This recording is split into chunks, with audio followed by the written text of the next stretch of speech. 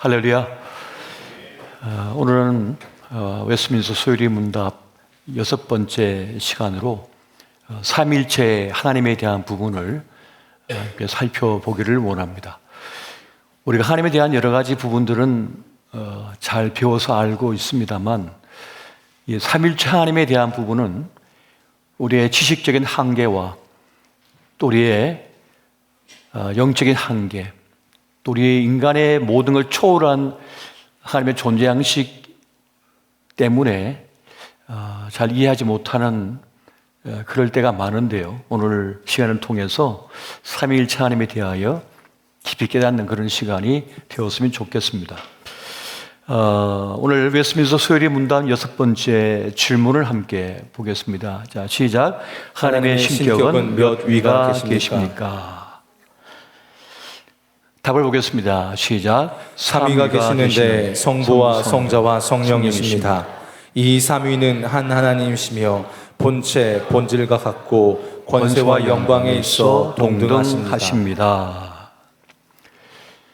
이 삼일체 교리는 인간이 완전히 하나님을 이해할 수 없는 하나님 차원의 신비가 되고 있습니다. 세 위격이 한 분이시며 한 분인 동시에 구별되는 세 위격으로 계시다는 이 사실을 이해하는 것은 인간의 차원을 벗어난 그런 일이라는 것이죠. 그래서 인간의 논리, 이성, 합리에서 벗어난 것이기 때문에 우리는 겸손하게 하나님의 하나님 되심을 인정할 뿐이어야 되는 것입니다. 삼일체 하나님의 사역은 성부, 성자, 성령 세 위격이 본질적으로 하나가 되어서 창조, 구속, 성화 역사를 분리될 수 없는 하나의 사역으로 이루어 가시는 것을 또한 말하기도 합니다. 성부 하나님은 계획하시고 성자 예수님은 성취하시고 성령 하나님은 적용하는 이 유기적 협력을 통해서 구원의 역사를 지금 이루어가고 계시다는 것입니다. 그래서 우리가 성경을 보게 되면 성부 하나님은 모든 것을 생각하시고 모든 것을 계획하시고 뜻을 세우시는 그런 모습으로 등장하고 또 성자 예수님은 영원한 십자가 구속의 사건을 행하시고 또 죄를 용서하시고 마지막 날에 살리시며 세상을 심판하는 그러한 모습으로 등장하고 있는 것을 보게 됩니다. 그리고 이러한 구속의 은혜를 유효하게 적용하시는 것을 성령 하나님의 사역으로 성경은 묘사하고 있습니다. 그래서 이 삼일체 하나님에 대한 성경의 기록 구절들을 보면 우리 창세기부터 전 성경에 이제 기록되어 있습니다만 대표적인 걸 보게 되면 창세기 1장 26절, 27절 말씀이 매우 주요합니다. 같이 한번 보겠습니다. 시작. 하나님이 이르시되 우리의 형상을 따라 우리의 모양대로 우리가 사람을 만들고 그들로 바다의 물고기와 하늘의 새와 가축과 온 땅과 땅에 기는 모든 것을 다스리게 하자 하시고 하나님이 자기 형상 곧 하나님의 형상대로 사람을 창조하시되 남자와 여자를 창조하시고 우리의 형상을 따라 우리의 모양대로라고 말씀합니다. 삼위일체 하나님의 형상 모양대로 인간을 창조하다는 그런 뜻을 가지고 있는 것이죠. 또 고린도후서 13장 13절을 보면 주 예수 그리스도의 은혜와 하나님의 사랑과 성령의 교통하심이 너희 무리와 함께 있을지어다라고 말씀하고 있습니다. 성부, 성자, 성령 하나님을 다 묘사하고 있는 것을 보게 됩니다. 또 우리 예수님의 지상 명령을 보면 마태복음 28장 19절 20절에도 등장하고 있습니다. 같이 봅니다. 시작. 그러므로 너희는 가서 모든 민족을 제자로 삼아 아버지와 아들과 성령의 이름으로 세례를 베풀고 내가 너희에게 분부한 모든 것을 가르쳐 지키게 하라. 볼지어다 내가 세상 끝날까지 너희와 항상 함께 있으리라 하시리라. 아멘. 성부, 성자, 성령을 다 말씀하고 있는 장면을 보고 있습니다. 또 마태복음 3장에 보면 우리 예수님께서 세례 요한에게 세례를 이제 받기 위하여 나오신 그 장면에도 성부, 성자, 성령이 등장하고 있는 이 장면을 보게 됩니다. 마태복음 3장 16절과 17절 말씀도 같이 보겠습니다. 시작. 예수께서 세례를 받으시고 곧 물에서 올라오실새 하늘이 열리고 하나님의 성령이 비둘기같이 내려 자기 위에 임하심을 보시더니 하늘로부터 소리가 있어 말씀하시되 이런 내 사랑하는 아들이요 내 기뻐하는 자라 하시니라. 아멘. 우리 예수님께서 세례 받으시기 위하여 나오실 때 성령이 임하시고 또 성부 하나님의 음성이 들려오는 그 장면을 보게 됩니다. 그래서 성부, 성자, 성령의 하나님이시라는 것을 말씀해 주고 있는 거죠. 그래서 성경이 말씀하고 있는 삼위일체 하나님에 대한 진술은 세 가지입니다. 첫째, 하나님은 한 분이시다 라고 말씀하고 있고, 두 번째는 성부도 성자도 성령도 다 하나님이시다 라고 하는 진술이며, 세 번째는 삼위 각각의 다른 위와 구별되고 영광과 능력은 동등하시다라고 말씀하고 있습니다. 그래서 이 단일성과 복성이 지금 상충되고 있는데요, 이것은 삼위 하나님의 존재 양식이 우리 인간의 지식 한계를, 이 지적 한계를 뛰어넘는 그 한계를 벗어난 영적인 존재이기 때문에 그러하다는 사실을 우리가 여기서 발견할 수 있습니다. 하나님에 대한 바른 지식은 매우 중요합니다. 하나님에 대한 잘못된 이해와 지식을 가지게 되면 왜곡된 신앙을 가지게 되고 하나님을 하나님 되게 섬기지 못하는 결과를 초래하게 됩니다. 그래서 송아지를 깎아서 하나님이라고 부르기도 하고, 또 우주를 창조하시고 인간을 창조하신 하나님을 그냥 단순히 하나의 지역신으로 착각하기도 합니다. 그래서 하나님에 대한 바른 지식이 정말 필요한 거예요.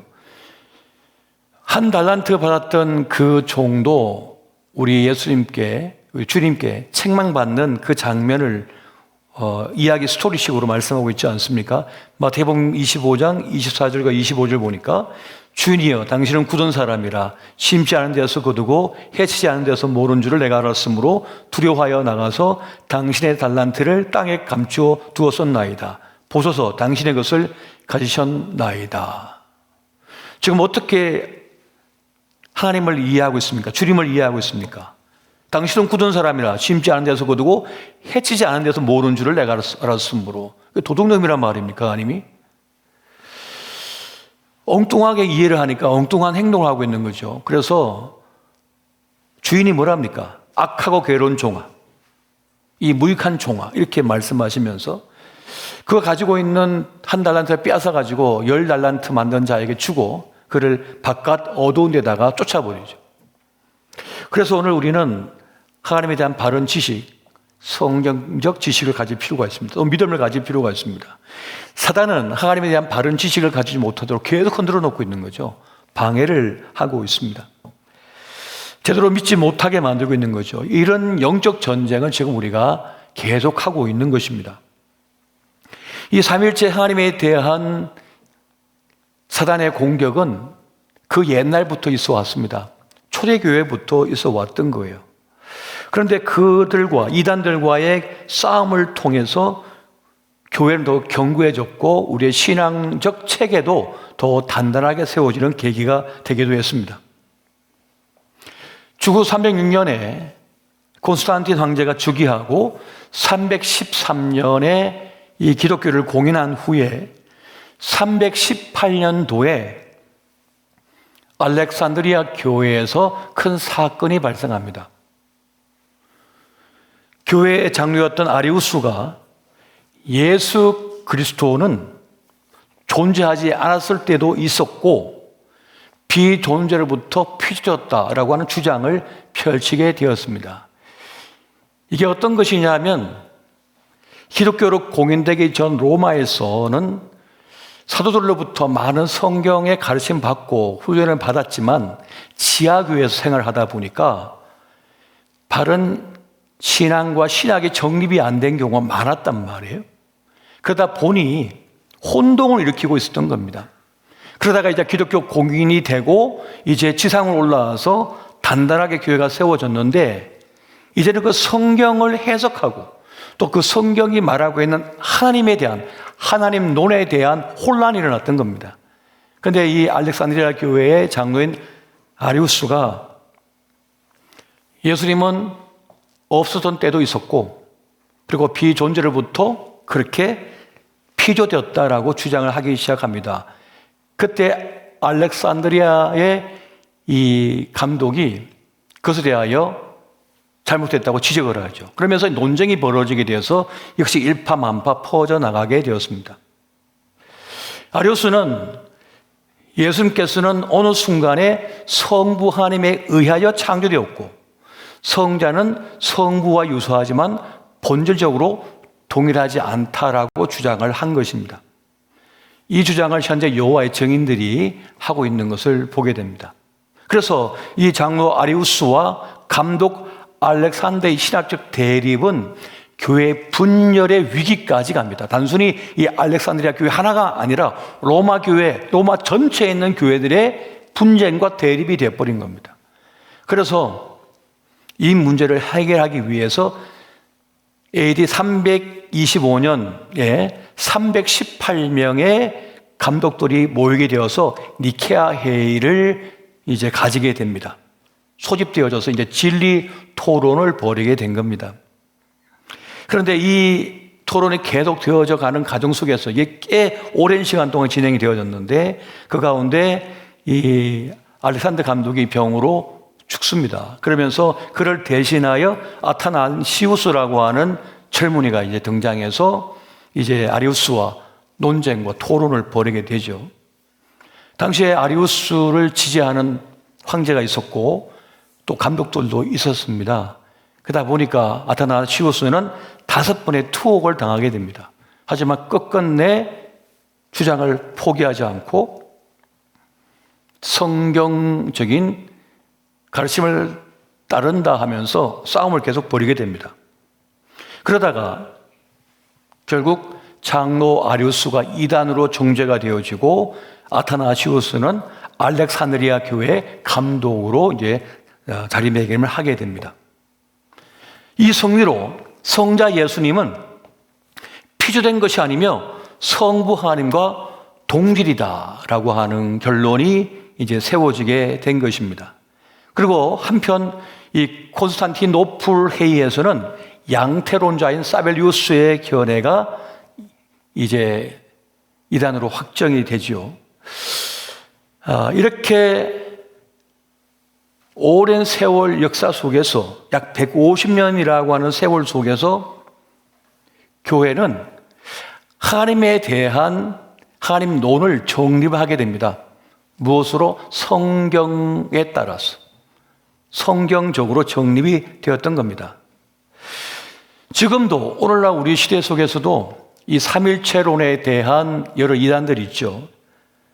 앞서 말씀드린 것처럼 여호와의 증인들은 성부 하나님만 존재한다고 말을 해요. 그래서 성자 하나님인 예수님은 그냥 피조물이다 이렇게 얘기를 하고 있고 성령 하나님은 단순히 성부 하나님께서 역사하시다 나타나는 하나의 어떤 형태일 뿐이다 이렇게 이야기를 하는 겁니다. 어떤 신적인 능력을 발휘할 때 나타나는 어떤 현상이 그냥 성령이다 이렇게 얘기하는 거죠. 이게 여호와 증인들이 주장하고 있는 겁니다. 몰몬교가 있습니다.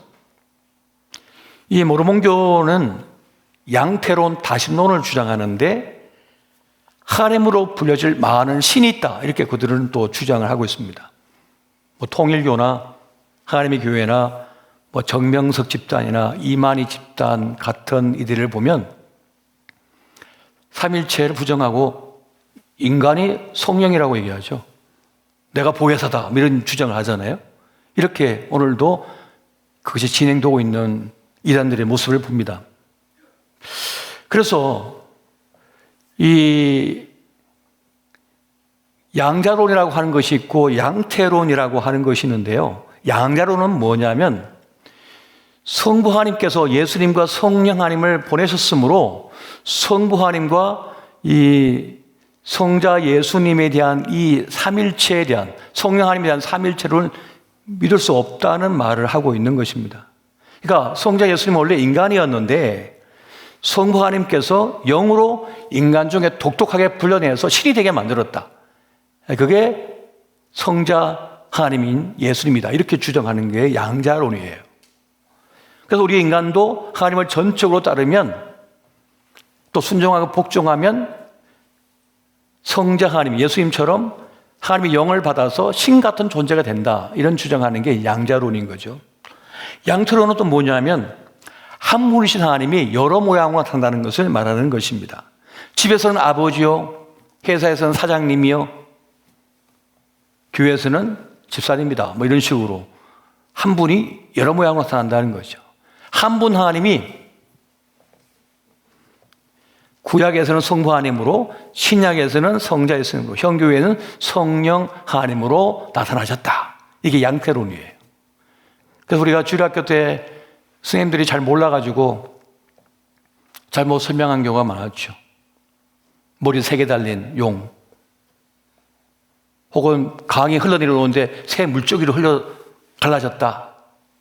이런 식으로 삼일체론을 설명한 경우가 있었어요. 다 틀린 거예요. 그건 양태론이라고 하는 이단들이 말했던 그런 주장이었던 겁니다. 잘 몰라서 온전한 지식이 없다 보니 그런 식으로 가르치는 바른 경우가 참 많았습니다.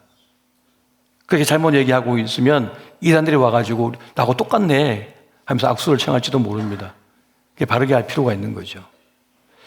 그래서 이 삼일체 교례에 대한 3가지 유형의 이단적 사상은 앞서 말씀드렸던 것처럼 바로 이 양자론이 있고 양태론이 있고요. 그리고 삼신론이라는 것도 있습니다.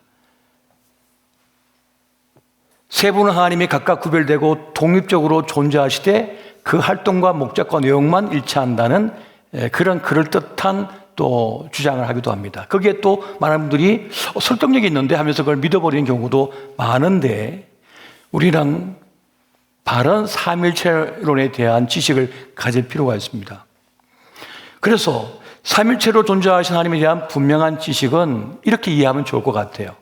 무한하시고 분별하시고 불변하시고 영원하신 하나님은 한 분밖에 없으며 동시에 한 분 하나님은 성부, 성자, 성령이라는 세 위격으로 계시고 세 위격은 모든 전능하신 하나님이시며 동일한 본질이시며 그 권능과 영광이 동등한 분이시다. 우리 같이 한번 보겠습니다. 자, 시작.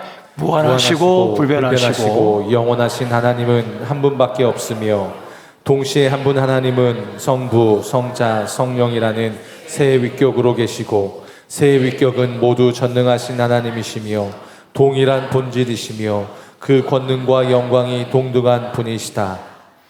이것이 삼일체론에 대한 아주 명확하고 분명한 가르침이 됩니다. 가장 완벽하게 설명하고 있는 거예요. 지금 이 말이요. 그럼 이 삼일체 교리에 대한 바른 태도는 뭘까? 그냥 있는 그대로 받아들이면 됩니다. 수용하면 됩니다. 왜? 예수님께서 말씀하신 거거든요. 사도들이 가르친 것이거든요. 초대교회에서 정립된 거예요. 예수님께서 말씀하신 그대로 말이죠. 유대인들은 예수님을 하나님으로 보지 않죠. 그냥 선지자라고 부르고 있죠. 메시아로 보지 않습니다. 유대인들은요. 왜? 앞서 말씀드렸던 성부 하나님만 믿으니까. 그러면 성부, 성자, 성령을 우리가 어떻게 알게 되느냐? 예수님 때문이에요. 예수님께서 그렇게 말씀하시기 때문에 하나님과 나는 하나다 이렇게 말씀하거든요. 나를 본 자는 하나님을 본 것이다 라고 말씀하셨거든요. 예수님께서 그렇게 말씀하시기 때문에 우리가 그렇게 믿게 된 것입니다. 신격은 세 개인데 본질은 하나다라고 하는 이 삼일체 가르침을 그대로 받아들여야 된다는 거죠. 그래서 이 삼일체 하나님의 존재 양식은 인간의 창작물이 아닙니다. 인간이 창작한 거였으면 그냥 알아듣기 쉽게 만들어지게 왜 복잡하게 만드냐고요. 주님께서 주신 것을 그대로 수용해서 그대로 얘기하니까 복잡한 거예요. 왜? 그분은 신이시고 영이신 분이시거든요. 우리 인간이 아니시기 때문에 인간은 우리의 지식으로 우리의 한계로선 이해하기가 너무나 힘든 것입니다. 그냥 그대로 받아들이는 것이 바른 신앙인 것이죠. 그러니까 자신의 존재성을 우리의 그대로 계시해 주실 겁니다. 그리고 선언해 버리신 거예요. 우리는 그냥 주신 대로 받아들이면 되는 것입니다. 그래서 여기서 중요하게 말하고 있는 건 뭐냐면 삼위 하나님은 각각 구별된 존재이시며 삼위 하나님이 각각 동일한 경배의 대상이 되시고 동일한 찬송의 대상이 되신다는 것을 우리가 알면 되겠습니다. 하나님과 예수님과 성령님은 한 분이시며 동시에 세 분이라고 하는 이 말은 논리적으로 이해하기 어렵습니다. 우리의 한계를 뛰어넘는 존재 양식이고 가르침이기 때문에 그렇습니다. 그런데 예수님은 단순히 하나가 셋이 되고 셋이 하나가 된다는 그런 숫자의 개념으로 말씀하지 않고 삶으로 말씀하셨습니다. 설명해 주십니다.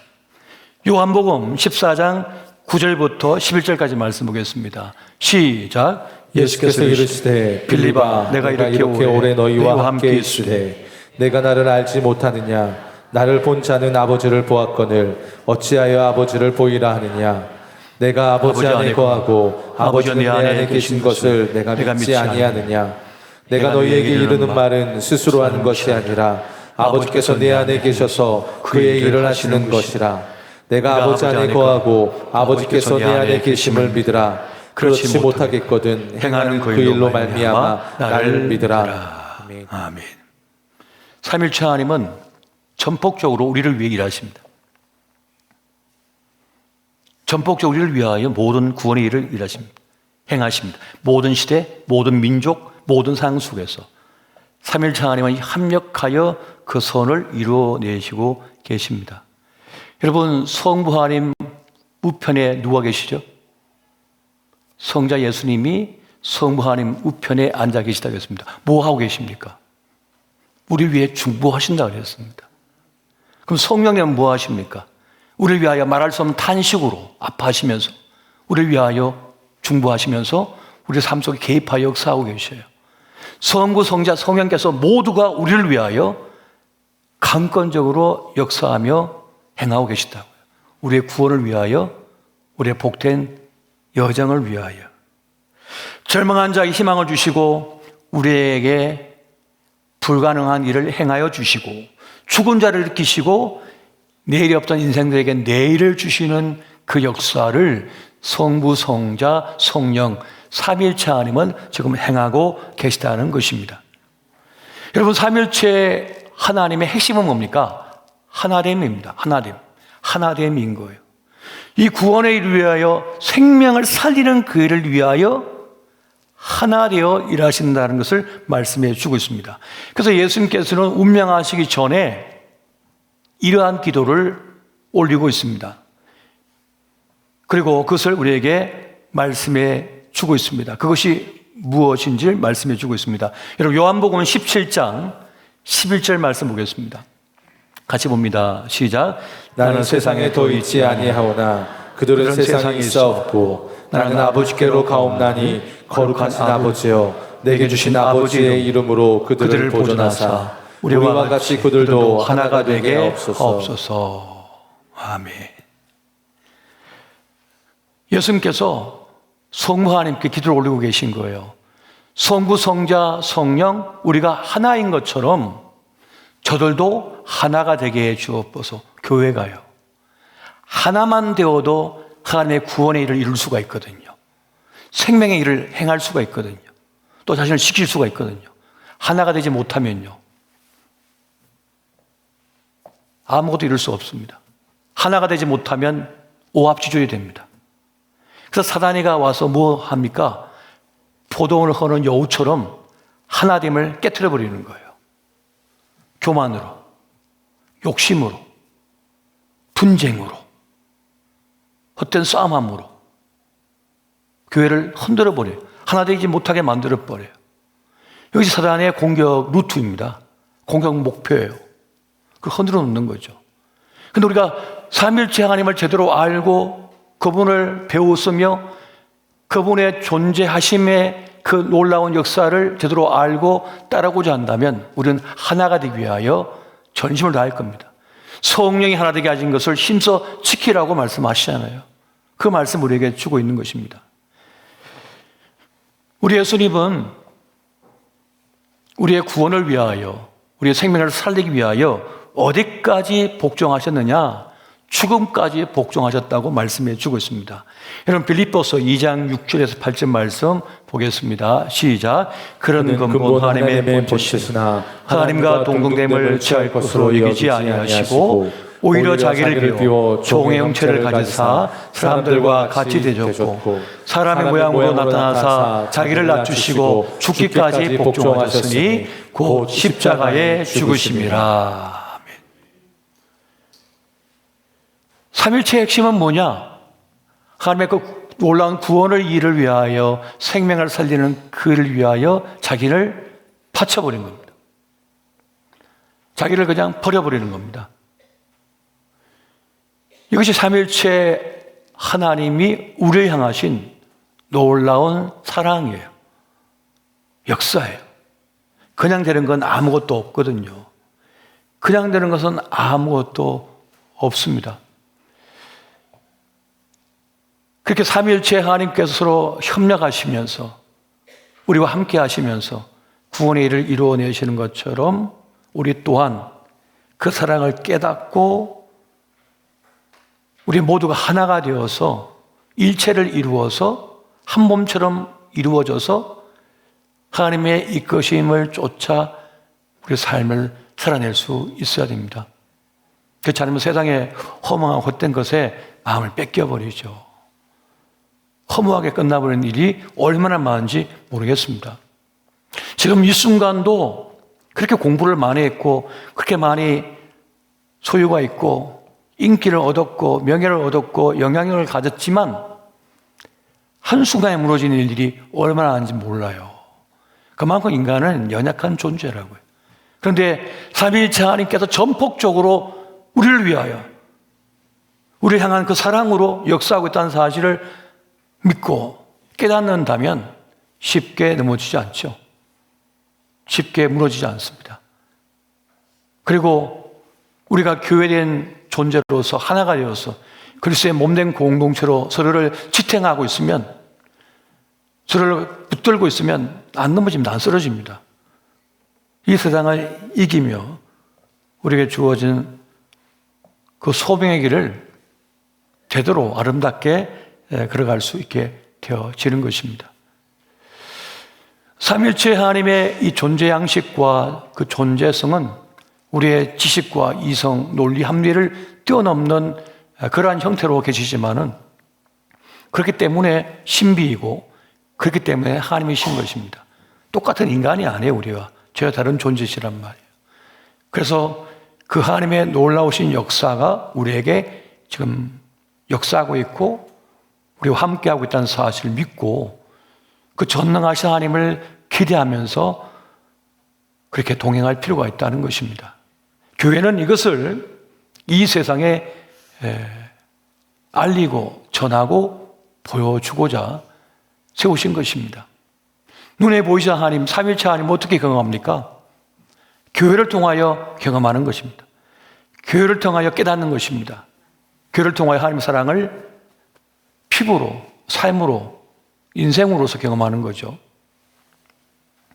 그래서 교회의 사명은 매우 무겁습니다. 엄중한 그런 사명을 가지고 있습니다. 그래서 사단은 지금도 교회를 무너뜨리기 위하여 유혹하고 시험하고 공격하고 막 흔들고 있는 거죠. 우리 안에 있는 욕심, 우리 안에 있는 잘못된 생각들을 부추겨가지고 엉망진창을 만들어버리는 거예요. 물론 그 악이라도 주님께서 선으로 바꾸어내시죠. 앞서 말씀드렸던 것처럼 아리우스의 공격에 알렉산더 감독이 또 대응하고 그런 과정 속에서 나중에는 정립이 되었습니다만 그 과정 속에서는 얼마나 큰 혼란과 어려움이 있었는지 몰라요. 그런데 그 싸움은 진리를 위한 싸움이기 때문에 계속해야 했던 것입니다. 우리가 이 삼일체 하나님에 대하여 쉽게 이해하려고 하면 안 돼요. 내 편리대로 이해하려고 하면 절대 안 된다고요. 그냥 몸이 하나인데 머리가 3개 달린 용이네. 이렇게 단순하게?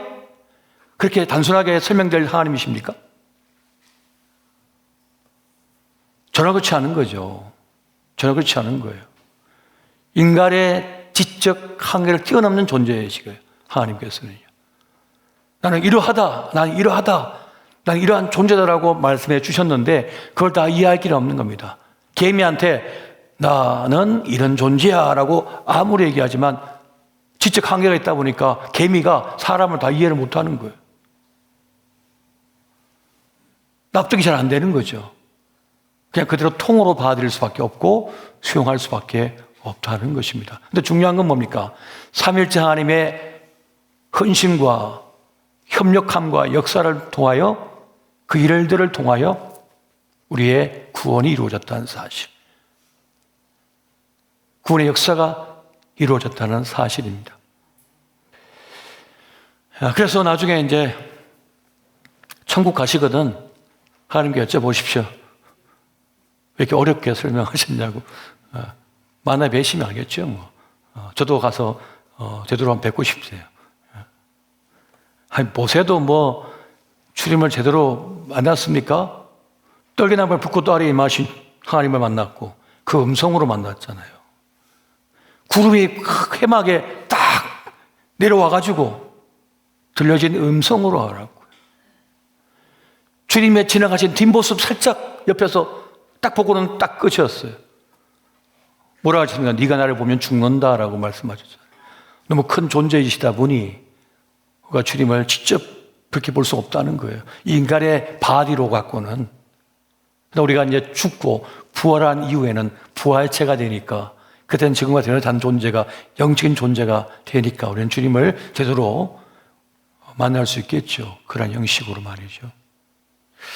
근데 중요한 것은 우리는 성부, 성자, 성령 하나님을 인정하고 바라보면서 그분을 온전히 섬기는 그러한 믿음의 길을 걸어갔으면 좋겠습니다. 성령 하나님께서는 지혜의 영이시잖아요. 지금 우리 가운데 임하셔서 우리를 깨닫게 하시고 또 느끼게 해주시고 경험하게 하시고 이끄시고 우리는 기도할 때 도대체 나한테 뭐가 필요한지 내가 뭐가 중요한지 아무것도 모르는데 말할 수 없는 탄식으로 우리에게 찾아오셔서 우리를 깨닫게 하시고 어떠한 기도를 올려야 될지 알게 하시고 우리 길을 인도하시는 그 성령의 역사하심 지금 우리에게 임하고 있는 것입니다. 그래서 하나님의 구원 역사를 안다면 그렇게 세상이 두렵지 않습니다. 그 세상이 이렇게 무서운 게 아니에요. 하나님이 나와 함께 하시다는 사실을 알면 말이죠. 그리고 우리에게 구원이 있다고 하는 사실, 우리는 천국 백성이라는 사실을 확실하게 믿고 그 믿음을 가진 사람은 죽음조차도 이렇게 두렵지가 않습니다. 그냥 안방문 열고 나가서 그 다음 현관문 여는 것처럼 그냥 그 문을 열고 하나님께 나가는 거죠. 죽음조차도 두려운 것이 아니라는 사실을 깨닫고 알게 됩니다. 그래서 우리는 더 깊은 믿음의 단계로 나아가야 하며 또 더 성경을 깊이 읽고 하나님에 대하여 배워야 하겠습니다. 이 은혜가 함께 하시기를 예수 이름으로 축원드립니다.